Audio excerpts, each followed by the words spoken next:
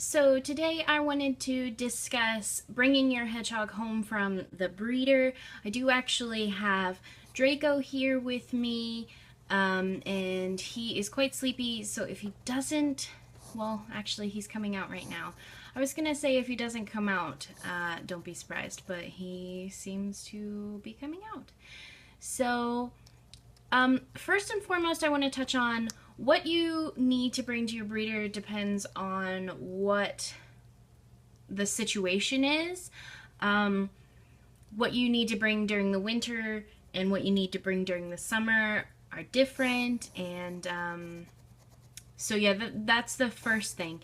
The second thing is the process of getting your hedgehog is different with every breeder, whether you're getting a hedgehog shipped to you or anything like that. It does tend to be different depending on your situation. So typically you will have to sign a contract with your breeder, and what the contract states typically depends on the breeder. However, most of the time it is just agreeing to whatever terms they have laid out in front of you. Those would be things like you don't intend on using your hedgehog for breeding purposes, you don't intend to resell them, and if you do need to rehome them, you return them to your breeder, things like that. You'll know a reputable breeder a lot of the time by the quality of their contract and what the contract contains. If you guys have any further questions about that, go ahead and leave them down below, because I'm not going to get into too many details about that here. But basically, you'll need to sign a contract. Now, before all that, when you're picking your breeder, oftentimes they'll want to see your setup. So it's always recommended to have all of your supplies before you get your hedgehog, and a lot of breeders won't sell to you unless you have your entire setup, including your heating setup, which I know a lot of people wait to purchase, but it's probably one of the first things you should purchase. What you bring to your breeder will depend on the time of year you're going to get your hedgehog and how far you're going to get your hedgehog. So the supplies you would bring, let's say within an hour travel time, are different than what you would bring for a slightly more long distance trip. So I'm just going to go over a few things. This isn't really a guideline, it's more of what you're comfortable with and what works best for you and what will make your hedgehog safe during their journey.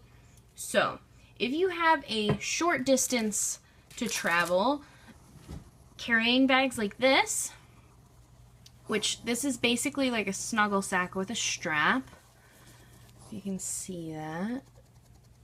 I might have to move the camera. Sorry, Draco. Getting on his nerves. So you could do something like this, which is what I wound up doing basically for Blaze, because I had been to the breeder before. I was experienced with hedgehogs. I just wanted something light to carry Blaze home in, because I wasn't too worried about having anything extreme.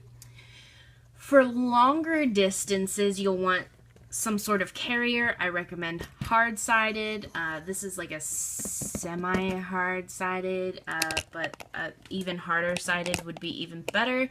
In case of car accidents, you can actually buckle it in, and EMTs are trained to look for small or large carriers for pets if you are in a car accident.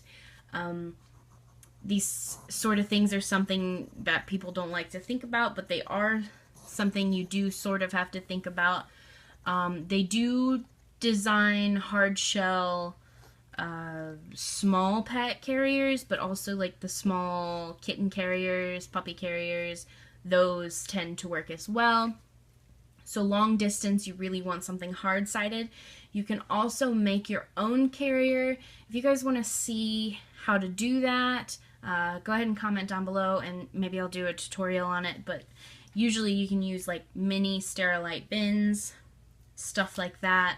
You have to modify them to make them safe, but you want something that has a hard side so that it doesn't get crushed in a car accident, especially for the long journeys. Now, as I mentioned previously, traveling in the summer and traveling in the winter can be different, and they have different requirements, mostly because of the temperature issue. Even if your car is heated, there is always a possibility that you could break down or anything like that. Anytime you're traveling with a hedgehog in winter, you want to be prepared for the worst. So almost expect your car to break down, because even if they are warm in the heat of your car, the process of heating up your car when you leave the breeder, or if you break down, or just walking in and out of the car, they can catch a chill, and they can catch one quite quickly, because obviously in the winter it gets quite cold. I mean, this obviously depends on your location, but I'm in Ohio and it gets quite cold here. So what you use sort of will depend on your preference. You can use snuggle safe discs, or you can use something like hand warmers. You know, I've recommended these in the past. They are great for emergency backup heat. You need some sort of cover for this, whether you wrap it in fleece, whether you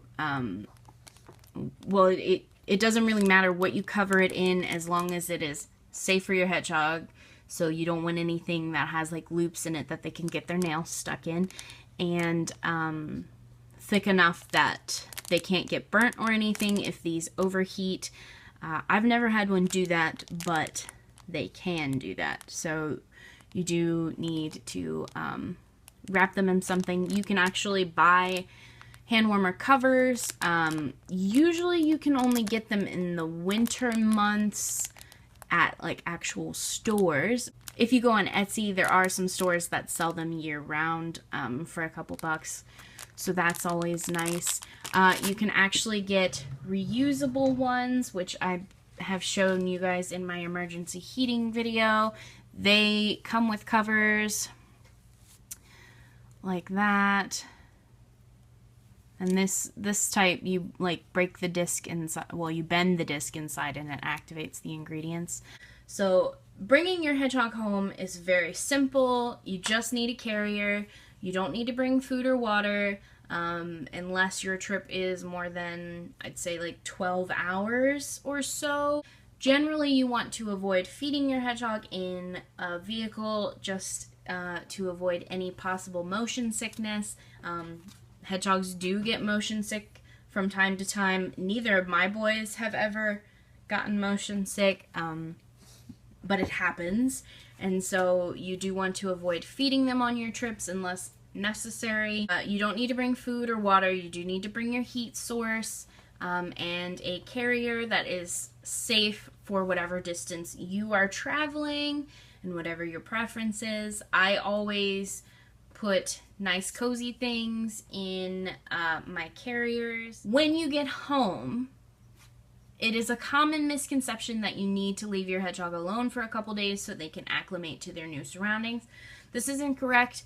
Hedgehogs aren't prone to stress-related illnesses. They are not the type of animal that sort of needs to decompress. Your breeder will have roughly a good 4 weeks to work with your hedgehog and make them sort of hand tame, if you will. But when you're going to a new house and all of these things, their behavior for the first little while can be completely different than what you viewed at your breeders. And this is because they're in a new environment, there's new smells, they're slightly scared, they're intimidated, and so a lot of the time when you bring your hedgehog home, they might be huffy. Leaving them for a couple days does actually reinforce this behavior, which will make it harder to bond with them later on. So I hope I covered this topic well enough for all of you. If you have any questions, please leave them down below and I will be happy to help. If you'd like to like, comment, or subscribe, that would help the channel out immensely, so feel free to do that if you want to. And hopefully I see you guys all next time. Until then, bye!